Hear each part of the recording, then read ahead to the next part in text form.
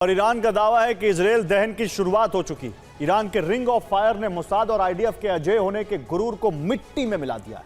जिस आयरन डोम और arrow defence system पर इजरायल को नाज था, वो ईरान की मल्टी वॉरहेड मिसाइलों के सामने खिलौना साबित हो रहा है। हाइफा से लेकर तेल अवीव तक, रिफाइनरी से लेकर केमिकल प्लांट्स तक सिर्फ तबाही का मंजर है। ईरान का दावा है कि उसके 92% हमले सटीक निशाने पर लगे हैं, जबकि इजरायल का अभेद कहा जाने वाला 4 लेयर डिफेंस सिस्टम पूरी तरह ध्वस्त हो चुका है। हिजबुल्लाह, हुती और हमास के साथ मिलकर ईरान ने इजरायल को 3 तरफ से घेर लिया और ईरान की मिसाइल स्ट्राइक से हाइफा पर भारी तबाही हुई है, जिसमें हाइफा पोर्ट को नुकसान पहुंचा है। हाइफा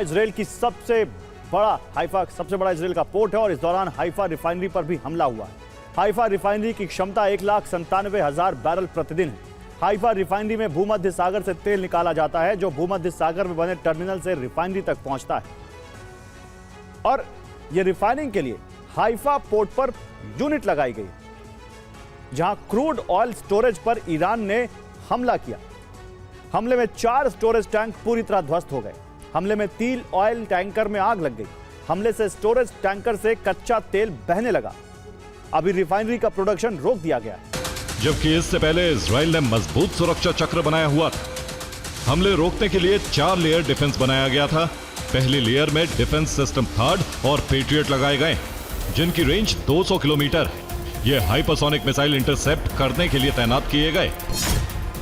दूसरी लेयर में इजराइल का सबसे विश्वसनीय डिफेंस सिस्टम आयरन डोम की कई यूनिट लगाई गई थी। डोम की रेंज 70 किलोमीटर है। इसके जरिए इजराइल शॉर्ट रेंज ड्रोन और रॉकेट इंटरसेप्ट कर सकता है।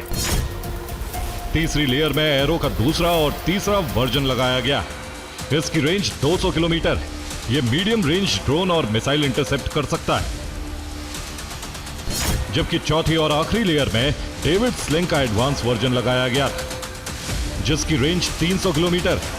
यह ईरान के एयरक्राफ्ट और लॉन्ग रेंज मिसाइल इंटरसेप्ट कर सकता है। और इजरायल के तेल के खजाने पर ईरान का निशाना है, जिसमें पहला टारगेट तमर ऑयल फील्ड है, जो 2013 में शुरू किया गया था। इसकी क्षमता 280 बिलियन क्यूबिक मीटर प्रोडक्शन है, जो इजरायली पोर्ट पर बनी अशदोद रिफाइनरी से कनेक्ट होता है। दूसरे नंबर पर Leviathan oil and gas field है, जो 2019 से एक्टिव है, जिसमें 622 बिलियन क्यूबिक मीटर प्रोडक्शन होता है। यह गैस फील्ड हाइफा रिफाइनरी से कनेक्ट होता है। अगला टारगेट कारिश गैस फील्ड है, जहां से 2022 से आपूर्ति हो रही है, जिससे 422 बिलियन क्यूबिक मीटर प्रोडक्शन होता है, जो इजरायली पोर्ट पर बनी 2 रिफाइनरी से कनेक्ट है।